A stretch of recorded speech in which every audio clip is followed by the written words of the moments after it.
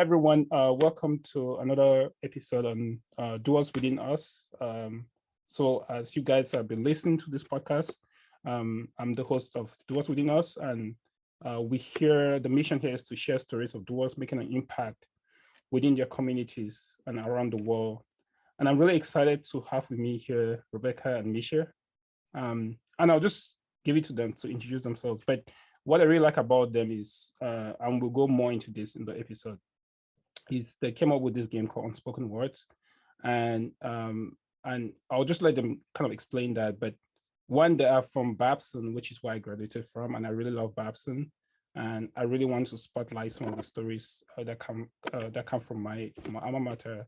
And secondly, the game, which we'll talk about it, Unspoken Words, is really compelling to me as an immigrant in the United States. And I'm just really fortunate and just excited to have them on the podcast. So Rebecca, I will just give it to you guys. So please just tell us a little bit about yourself, and Misha, whatever way you guys want to do it. Yeah, for sure. So we actually both grew up in Southern California, and then we both attended Babson for our undergrad. I didn't actually choose a concentration, but studied business at Babson and had a great experience there. And then after graduating, I moved back to LA. We're actually currently living together in LA, and we are both working full time right now. And I'm working as a recruiter for a consulting company. Yeah, and then at Babson for me, this is Misha, by the way. I also didn't concentrate in anything, but I focused in marketing. So right now we both graduated in May of 2021, and I'm working as a product marketer for a tech startup. That's awesome. Yeah, so by the way, Rebecca spoke first and Misha spoke second. Yeah.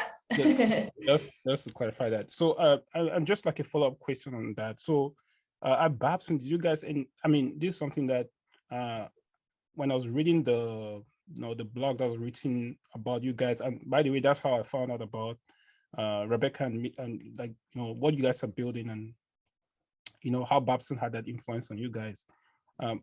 Was this part of a hobby or a fun, like just a fun thing that you guys do on the side that led to producing this game? Like, what are some of the hobbies that you guys had just growing up, and maybe at Babson that intrigued you guys about what you guys are building now? Yeah, for sure. Both of us have really enjoyed playing like board games and card games. That's something we did throughout college. I definitely played with friends in high school as well. So kind of we shared that common interest, and then we were kind of brainstorming ideas of starting something together. And then we were like, yeah, we both really like playing games. It's like a really fun way to connect with others. And then both of us also share similar background. So ultimately that's how our idea came together. You guys are a perfect fit. And I mean, we'll go into this Unspoken Words, but let's just take a step back. So how was it like growing up in LA? And like, how was the experience like? Because I think it will give the audience some just some context, right, of what it was like when you guys were growing up. Yeah, so for me, I grew up in the suburbs. Misha is the one speaking now. Yeah, I grew up in the suburbs of Los Angeles. So it was a suburb that was predominantly white, but I grew up in an Asian household. So my dad is from Hong Kong and my mom is from Taiwan. But then I went to high school where it was like predominantly Asian. So there was a really mix of different cultures. Yeah, I had similar experiences. I grew up in a suburb as well, and it was predominantly white, but differently than Misha. My high school was still like predominantly white, but overall like pretty diverse. So it was definitely interesting because there was definitely a strong like Chinese community where I grew up, and I would go to Chinese school on the weekends. I went to a Chinese church, but at the same time, we were still like a minority. Got you. No, that's very interesting. And so, and I know this is not part of the because now I just want to go into the game and the passion project you guys built, but just adding up to that, how did you guys meet at Babson? Yeah, well, we actually met right before we like started going to Babson. There was like an LA meetup for incoming students, alums, current students. We both attended. That's how we met first. And then once we started going to Babson, we like met each other again. And since we already knew each other, it's kind of easier to connect. We knew we were both from Southern California, and we ended up joining like similar like clubs and orgs on campus. So we just ended up running into each other a lot. And then that's how we became friends. And we Go ahead. Go ahead. I was just going to add that we connected super fast because we had very similar upbringings, and we just shared so many experiences growing up as daughters of Asian immigrants. And just having the similar upbringings, we really connected on our struggles like growing up, whereas we felt we had so many different misunderstandings with our parents, and there's like a lot of fights that arose from it, and we realized that these like misunderstandings like stemmed from like cultural and like generational differences with our parents. Yeah, and it's so important. And I know that's one thing that this game addresses, and it has a huge. I personally think that is it's a reality that most of these generational differences experience. And I think the game, which I haven't played by the way yet, but from what I read, and I think from what just what I've read from about you guys and what the game does, I think it addresses that very succinctly. Just a quick one. Did you guys like each other when you guys first met? I think like when I met her, I didn't have like, I wasn't like, oh, we're going to be best friends like right away. But I mean, she was nice. And I was like, oh, okay, like someone that like a familiar face that I'll know at Babson, but it wasn't like right off the bat, we're best friends. I'm glad I made a first good impression. I automatically liked Rebecca when I first met her. Oh, so man. That's good. We like naturally became friends over time. Yeah. That's good. I mean, it shows like this company is going to make it. Anyway, so please tell us about this passion project of yours. And just give us an idea of, how this really, I mean, maybe you guys should, what was the aha moment of this, right? For you guys. Like this is, we should do this. Yeah. So throughout college, we really wanted to strengthen our relationship with our families. We really started to think of more like personal growth and how our parents like really sacrificed so much growing up to get us where we were. And we realized that we wanted to get to know our parents better, but didn't know where to start. And we saw in the board game market that there was conversation starter games arising, but none of these games really focused on immigrant families. So we thought that maybe we could start and create this game dedicated for immigrant families to really strengthen these relationships and build like deeper connections. So that's how we ultimately started Unspoken Words, which is a conversation starter game designed to encourage more meaningful conversations within immigrant families to strengthen their relationships. Yeah. And another thing is we spoke to a lot of our friends that had similar backgrounds as well, just to see, is this like something that they also would be interested in? Do they also face similar struggles? And after speaking to a lot of people, we pretty much heard the same thing across the board, was that they wanted to get to know their parents better. They grew up having, some conflicts with them that had to do with like cultural differences. And a lot of people were open to kind of using a game as a way to kind of start like having these deeper conversations. Most definitely. I can relate to that. And from what I think, something that you just mentioned in the while we're prepping for this, was you guys started this in the quarantine, right? In the quarantine. Yes. And was this in LA or back in this has to be in LA, right? Yeah, so actually we lived right when right after COVID started, we actually were able to quarantine with like 6 other friends at one of our friends' uncle's houses. So it was just all us, like all same year students. We're all like doing online internships or working. And so that's kind of when this idea started, because Misha and I were really just brainstorming. We really wanted to start something. We weren't sure if we wanted to start like a business or what, but ultimately we came up with this idea and we really liked it. We felt that there was something there, and then we've been working on it since. So it's been like over 1.5 years now. Yep, that makes sense. And you guys took a gap year. Yeah, gap semester. So we were supposed to graduate in December. Both of us were going to graduate early. And then because of COVID, we decided to push it back and instead take a gap semester, focus on our game and just focus on, other side projects and then go back to school and then graduate in May. May I ask, were your parents okay with that? Taking it back? I think my parents, well, they didn't really have a choice. I kind of already made my mind up. But then once I told them that I'm not just going to be like laying in bed all day playing games, I'm actually going to be working on this passion project, they were pretty like open to it. And like originally I was planning on graduating a semester early. Yeah. So it didn't make too much of a difference because it was like an extra 3 months until I graduated. Yeah, same here. Is like, I just basically told my mom, like, it's like COVID right now anyways. If I go back to school, I'm not going to have the same experience. I'm not going to be on campus anyways. Like, might as well push it back a semester, see if things get better. Obviously, it didn't really change the situation much, but it worked out where we just graduated with the rest of our class. That makes sense. I mean, COVID was a great excuse. I remember for anything, right? Things when you could make an excuse for anything, not to hang out with people, not to go to certain weddings. I mean, it was a great excuse, but I'm really grateful that you guys used that to build something, right? That was not only beneficial to you both, I mean, and to your closest peers and the people you guys interviewed, but it has an impact to make a difference within communities that, to be honest, especially in the climate we're in the United States, can really have a very, can really build that trust that exists within families. So, and that's what I find very amazing, right? It's a good use of time, 2020. Thanks. Good use. And so when you guys were thinking about the game, right, and you guys were doing the brainstorming, it looks like there are many games out there that perhaps might have a similar, I would say, value proposition. Let me use that word just because we're all Babson, right? But just to break it down, the value proposition is just like what does this do for a particular customer or someone you're trying to help fulfill a specific need or a struggle, right?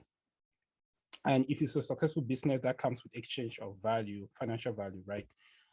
When you guys were thinking about this unspoken word, and you guys look at what was out there in the market, what was the opportunity, or let me say the lack of thereof, that you guys felt like this is something that our game can fill in that void, or perhaps make something a little bit better, right, in terms of communication?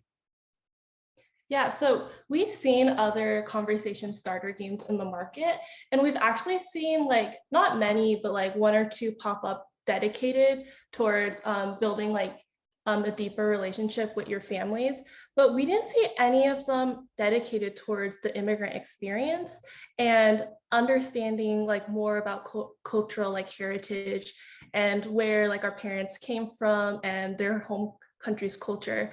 So we saw that as like a great opportunity for us to create this game where we even have a category just centered on culture and immigration. Do you have anything to add, Rebecca? Yeah, I mean, I think like, of course we could play these like very general conversation starter games with our parents and we would still get to know them better. But as Misha mentioned, because we have specific questions that are really just asking about what it was like for them to immigrate, what it was like when they first came to this country, and those like very specific questions, I feel like it's more applicable to children of immigrants because our parents have very different experiences than, for example, parents that are, like 5th generation, have been in this country for like their whole, like they've lived in this country their whole life, and their parents have as well. I totally agree. I'm a big fan, so I'm biased, but I see the value and the opportunity there, because once I got it, I mean, I'm a millennial. I mean, my parents are not here, but I just, based on looking at my nieces and nephews and my siblings,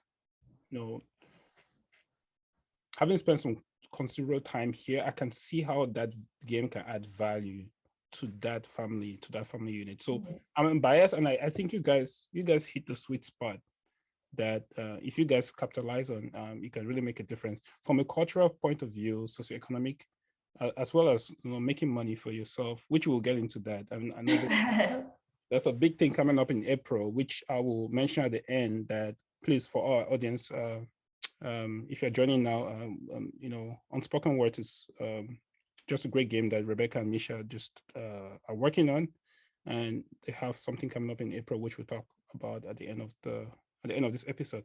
But now, I mean, starting something is really hard, and I know most of we're privileged that we surrounded ourselves with entrepreneurs at Babson, and we got to see the struggle. What were some of the struggles that you guys experienced early on?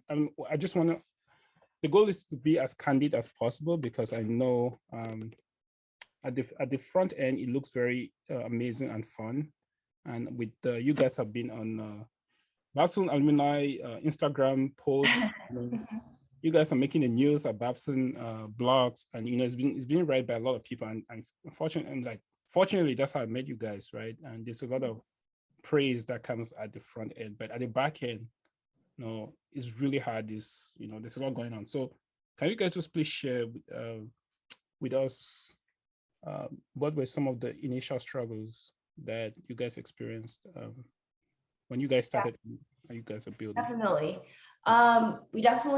There's a lot more struggles than we thought, Sure. I feel like coming from Babson, you take FME or you take certain classes where you basically have to like create a business. And of course, during that process, you kind of get to experience some of the challenges, but I feel like not until you actually try starting your own business do you really, experience everything and realize there's just so much that you can't really prepare for even in school. You just need to like try it. So I think one thing that we first struggled with was trying to find a balance between school and also working on this and all the orgs we were part of, basically like managing our time. Obviously that's like a skill we already were working on in college, just like balancing our time in general, but then adding on this whole like passion project, side hustle, it was definitely hard because we obviously wanted to graduate, finish strong with our classes, but then we wanted to dedicate time to this game. But then at the same time, we also wanted to have a social life. We wanted to, spend time with friends, make new friends, like during our last year or so. That was something we struggled with a lot at first, and we're still struggling with it because now instead of school, we have work full time, and it just happens a lot where, we have a full day of work, we're pretty tired, we don't feel necessarily motivated to work on Unspoken Words, in the evening. So, we're kind of like testing out different schedules still right now. We've been sticking to a pretty consistent schedule of working in the morning before we even work on our full-time job. So we'll usually work like 8 to 9 a.m. So that way we can't use the excuse of being like tired from work. So yeah, that's worked for us so far, and just like trying to like keep a consistent schedule. Do you want to? Yeah. And then I think another struggle we've dealt with was we started this game when we were seniors in college. So, and as students, we didn't really have any money. So we didn't have upfront like investing to get us started. So we were really trying to like keep our costs down as much as possible and try to start and create our game like basically from nothing. Yep. Yeah, I mean, Yeah. Go ahead. Go ahead.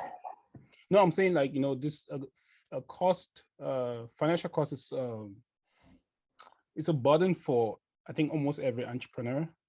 And also starting with little money, and I know how frustrating it is. It's actually, it makes you understand as a business person, a businesswoman, or a businessman, just how to be very frugal, right?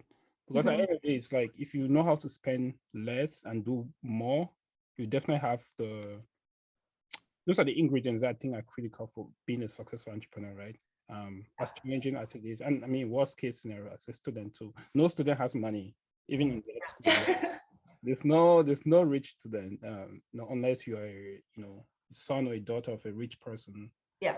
So you're coming with that added advantage. I just want to add something with reference to with school and work, right? It's very surprising that when you're at school, you're always like, oh, if I get out of school, I'll have more time. Yeah. You guys experienced that, right? When you started, Yeah. like, oh my God, I miss school.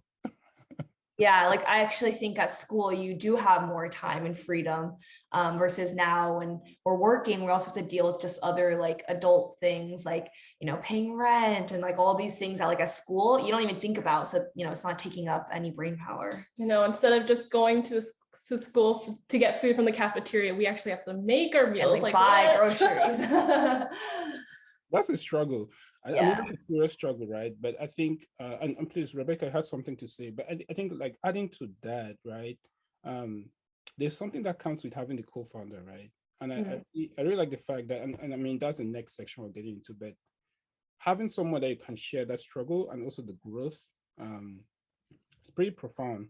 I guarantee, like in the next 2 years, 3 years, when you guys are raising $1 million for this, which is gonna happen, is you really gonna appreciate these moments, right? When you guys were trying to figure out how to pay the rent and how to manage whether working in the morning versus night, because I think those are critical pieces that is necessary for building culture within the company as you guys get there, because you're always competing against different interests, right?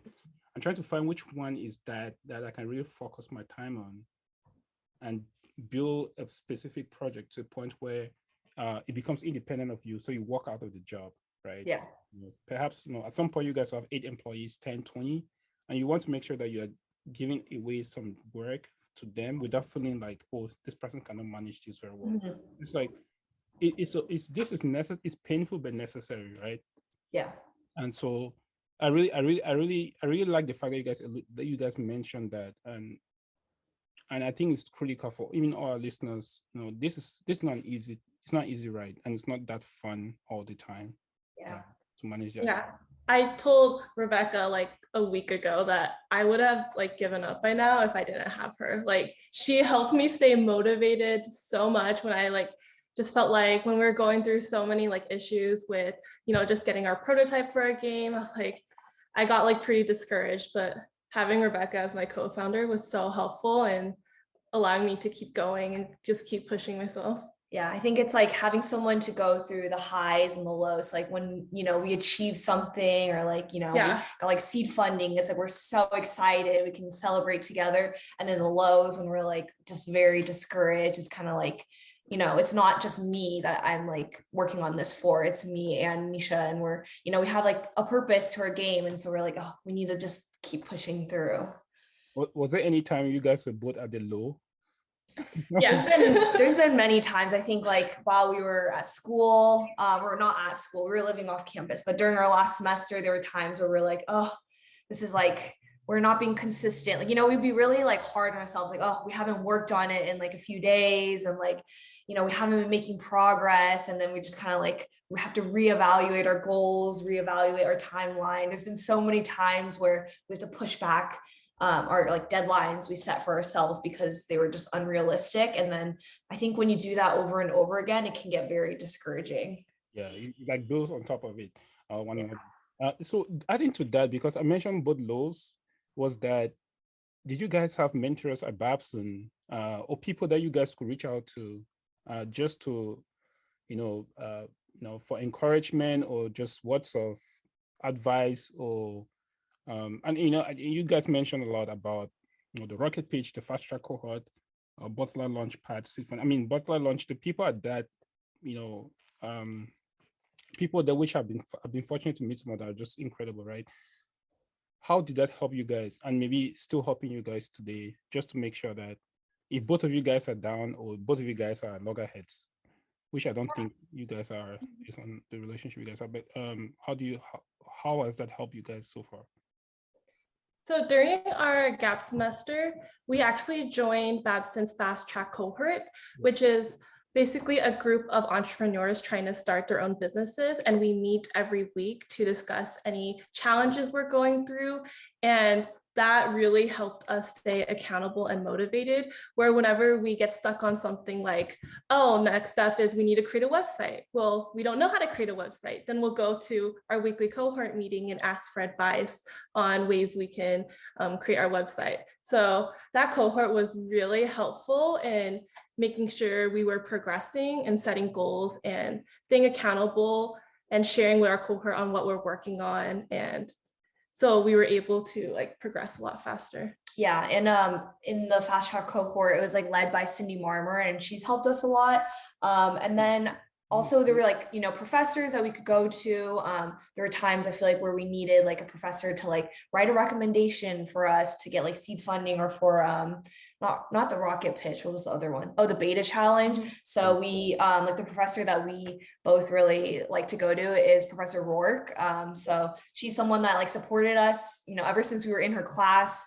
And then yeah, we shared our idea with her, and then like even now, like she's always like retweeting our tweets, and it's just like so great to see her support. Yeah, so there's definitely people at Babson that really like encouraged us along the way, and a lot of resources that we were able to use. So shout out to Professor Rock and Cindy. Yeah, Cindy, right? yeah, Cindy. Cindy's amazing. Yeah. Shout out to Cindy. That's amazing. And so something really exciting is coming up in April. April is always a great month, right? April Fool's Day. That's true. Spring. The weather gets, I mean, you guys are in California, but the weather here is horrible. There's you know, I think there's, what else? Oh, the Earth Day. Earth Day is on. Oh yeah. So it's an incredible month, but I mean, there's something really much more exciting. And please, can you tell the audience what you guys are planning on in April, and how they can sign up and just, you know, get updates from you? And I'll include all the links in the description, but if you guys don't mind sharing, I'm very excited about it. I actually subscribed on 2 different emails. Just to make sure I get yeah, well, we are planning on launching our Kickstarter campaign in April. We don't have a date picked out yet, but right now it's looking like it'll be towards the end of April. And right now, if you want to be notified of when we'll not launch, you can sign up on our website, unspokenwords.com. And then you can also sign up for the pre-launch page to also be notified, and that's through Kickstarter. And we have all the links on our website. And you can also follow us on our social medias to stay, you know, keeping up with our journey. And yeah, we're really excited because we've worked on this game for a while, and it's kind of like all coming down to this campain. Also, Rebecca, you need to do sales. You're a good sales pitch. Thank you. that was like, we're just going right there. Yeah, so, and all the links will be in the description. I'm really excited for this. You know, they said late April or early May, but you know, just if you subscribe to the website, you definitely get the updates on that. This is really exciting. I'm sure next year we'll be talking about something else. How you guys are shifting from left to right, from the east, from the west to the east. And fingers crossed. Yeah. I'm more, I don't know why I'm more excited than you guys, actually. Maybe because we're talking about it every day. So we're like, in my head, I'm just thinking all the behind the scenes and logistics that needs to get done before the launch. So of course I'm excited too, but at the same time, I'm like, ooh, we need to finish this. We appreciate though. You are our hype man. Yeah. That's my job. Just now, just getting into, I really like this section of the podcast, because it gives me an idea of what is behind the entrepreneur. Like what do you aspire beyond the product or the company, and how do you want to make an influence on others, right? Because I think this podcast, the premise of it is that we want to spotlight people like you to give people a context of like, this is possible, I can do this. It is hard, but it's possible, right? It takes work, it takes some support, it takes some partnership, but I can do it myself. And as female entrepreneurs, young female entrepreneurs, you know, trying your best to live as young adults, you know, being responsible, and also trying to build something that can have an impact, not just in the United States, but across the world, in order, because we have immigrants everywhere. I mean, US is there because of the US, but the immigrants everywhere. I really like the fact that, you know, you guys are doing this because there are young women out there that will see what you guys are doing and say, you know what, I can do it. You know, the young Black women, young Asian women out there that are really inspired by work. And this is what I love. So I get really excited about this portion of the podcast, because I think it just goes beyond what you and me are doing, right? You know, really impacts people's lives. But just going back to you, both of you, how do you guys manage stress? You guys have a lot going on. You guys are humans, right? What makes you centered? Because I try to ask this because I want to make sure that people know that you have to have a balance, right? Beyond the extreme hours that you might get up at 5 a.m. to work on it, there has to be you have to do something extra to compensate for that extra hour of time, just to make your mind balanced. Do you guys have any stuff you do that makes you not go crazy? Yeah, we have a lot of hobbies we do, like that's literally just for fun. Like we don't want to like do it just to like get better or for a certain goal. We're just doing it because it brings happiness to us. So I've been going to the gym every week with Rebecca, and that's been super helpful and just, releasing some energy. And I also personally like to read a lot and go on hikes. So just having hobbies outside of work and this passion project has been super helpful for me. Amazing. Yeah, I think it's just important to like set aside time for yourself. It doesn't matter what you're doing, whether it's like self-care or doing, a hobby or something. I think that's important, as you mentioned, to keep the balance. That's amazing. Do you know, I don't know, I struggle to go to the gym. I need to find Yeah, I feel like, one way is like by finding someone to go with. So like I usually go on my own, but Misha's been like starting to go to the gym. So I've been, like showing her how to, navigate the gym and show her exercise. But it's like, I think because we go together, it's like just more motivation to go. I agree. So I just need to find a hype partner. That's Yeah. That's good. No, thanks for that recommendation. So there's something. I mean, we had a document here that we shared before the podcast, and the one thing that you said, and maybe I'll answer the question for you, is like the best advice you've ever received. I really like the answer here, but I want you to just share that because I think that's the whole essence of life in general, right? It's based on your answer. Can you just share? I don't know who answered it. Was Misha? I'm sure it's both. Yeah. So growing up, my dad has ingrained this advice to me, like every single time I have a hard exam, every time I just have a hard assignment or going through tough times. And he's always told me that it's about the process and not about the end goal. So he really instilled in me to enjoy the process, enjoy the challenges and struggles, because you really can grow from it, and not about just caring about the end result or what will happen. Yep. I agree. 100%. 100%.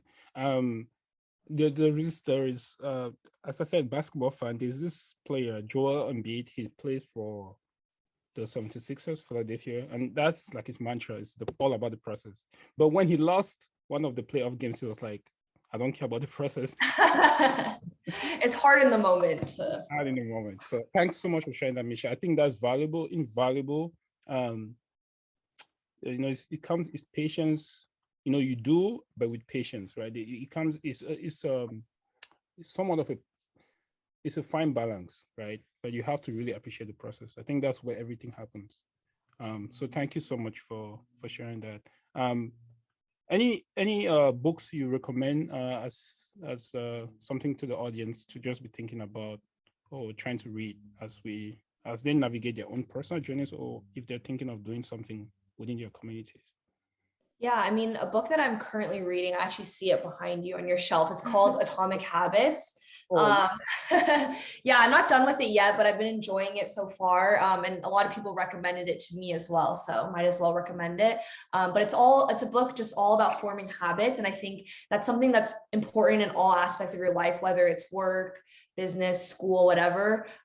It's like, forming these like little habits and doing these small actions daily can actually lead to like, a huge change, a huge result. So I think it's something important to always be working on, like getting rid of any bad, negative habits, and then trying to work on establishing any habits that you want to positively affect your life. Yeah, that's a great summary of the book. I love it. And I just like it standing there.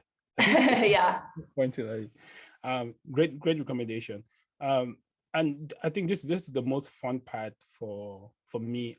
What will you tell just the young young ladies out there who are trying to build something, who not just building companies, but who are trying to do something that can make a difference for themselves as well as for their families or their communities. Any advice or just how to think about it through the process?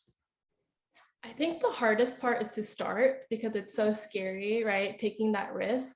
But I think once you take that jump and try to start something for yourself, it's a really fulfilling experience, and that it's okay to fail. We fail so often, like we've made so many different mistakes, but we've tried to take failure as like learning experiences, and that we're growing, and that by failing fast and early now, that we can be that much better in the future. Yeah, and I think another thing that I would, advise is to not be afraid to reach out to strangers for help. I think that's something that's helped us so much during this process is, we didn't know anyone in the game industry. We didn't even know anyone really that like had worked on a Kickstarter before. And so everyone that we've talked to so far has just been from us cold emailing or cold messaging.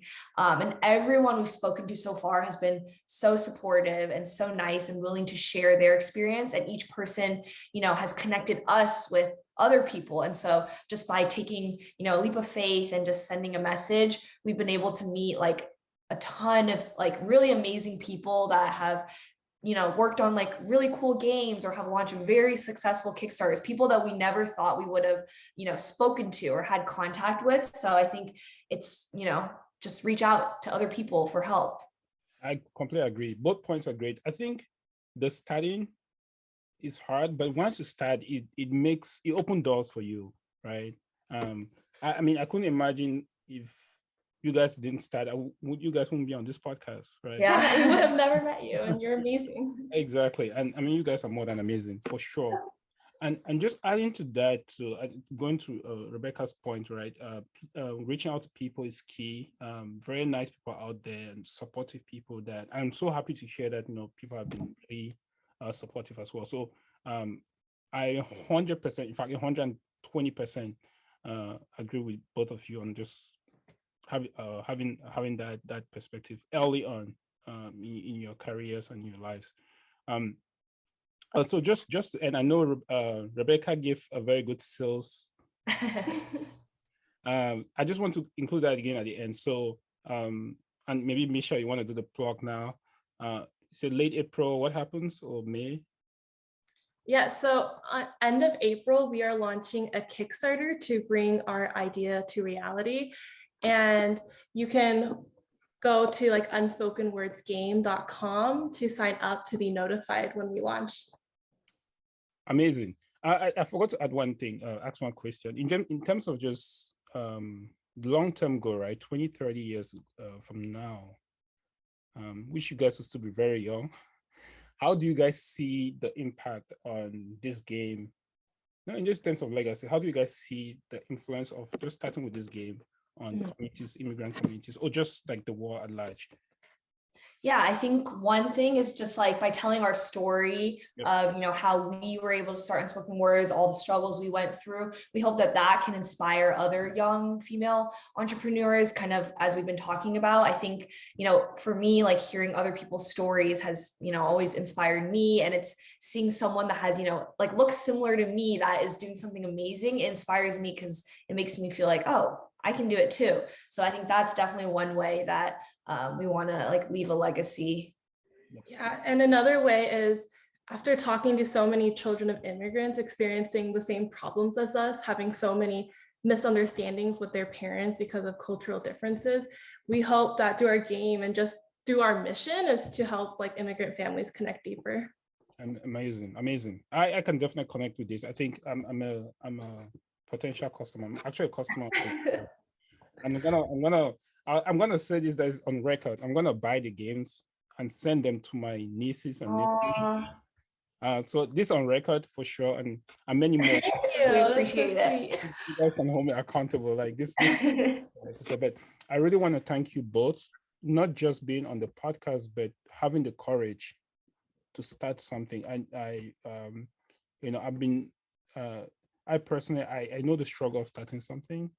And just being so dreaded by feedback and And just like, if this fails, I'm like, how people will talk about it, and just the opportunity cost, the emotional opportunity cost is so high.